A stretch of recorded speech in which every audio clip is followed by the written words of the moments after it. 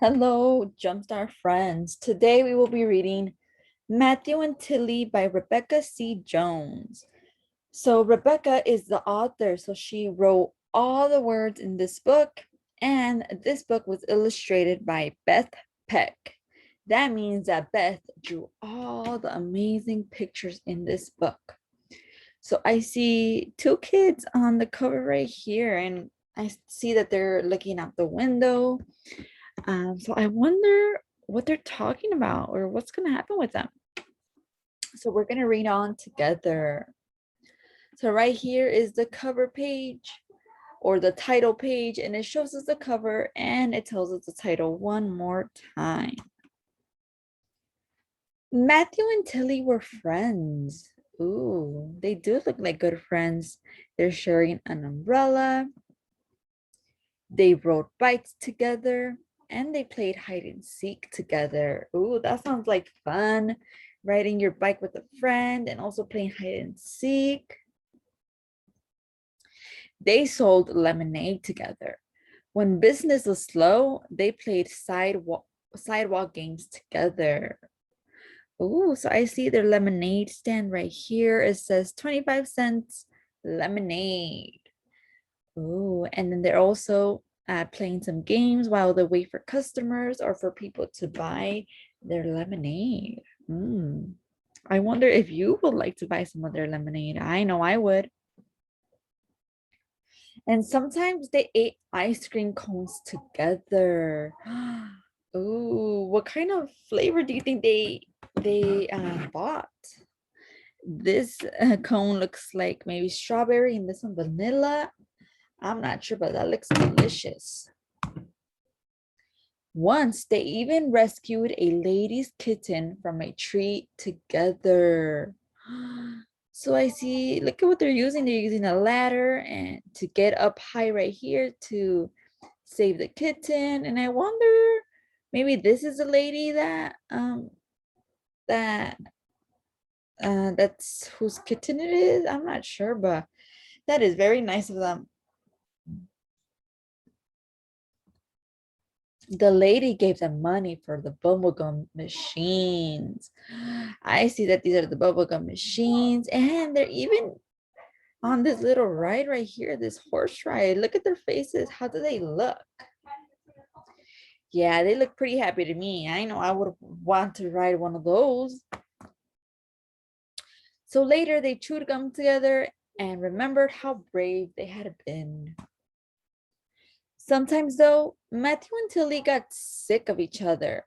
One day when they were coloring, Matthew broke Tilly's purple crayon. He didn't mean to, but he did. Oh no. So if they got sick of each other, that means that they got annoyed of each other. And I don't know. Maybe they've been spending too much time together and they need a break. You broke my crayon, Tilly said in her crabbiest voice. It was an old crayon, Matthew said in his grouchiest voice. It was ready to break. No, it wasn't, Tilly said. It was a brand new crayon and you broke it. You always break everything. Stop being picky, Matthew said. You're always so picky and stinky and mean. Well, you're stupid, Tilly said. You're so stupid and stinky and mean. Oh no, these are not nice words that they are saying. And look at how they look. They don't look too happy anymore. I wonder what's going to happen. Matthew stomped up the stairs by himself. Look at his hand on his face. That doesn't look like he's happy. Tilly found a piece of chalk and began drawing numbers and squares on the sidewalk by herself. Upstairs, Matthew got out his cash register and some cans so he could play store. He piled the cans extra high and he put prices on everything. This was the best store he had ever made. Probably because that picky and stinky and mean old Tilly wasn't around to mess it up. But he didn't have a customer and playing store wasn't much fun without a customer. Oh no, now they're doing things by themselves, but it doesn't seem like they're enjoying doing stuff by themselves. Tilly finished drawing the numbers and squares. She drew them really big with lots of squiggly lines. This was the best sidewalk game she had ever drawn. Probably because that stupid and stinky and mean old Matthew wasn't around to mess it up. But she didn't have anyone to play with, and a sidewalk game wasn't much fun without another player. Matthew looked out the window and wondered what Tilly was doing. Tilly looked up at Matthew's window and wondered what he was doing. She smiled just a little. That was enough for Matthew. I'm sorry, he called. So am I, said Tilly. They're apologizing. So they're saying sorry to each other, and they probably don't mean what they had said before.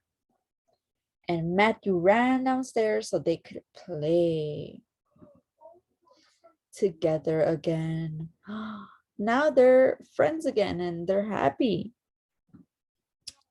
Um, but that was an interesting story. We saw at the beginning that they were really good friends.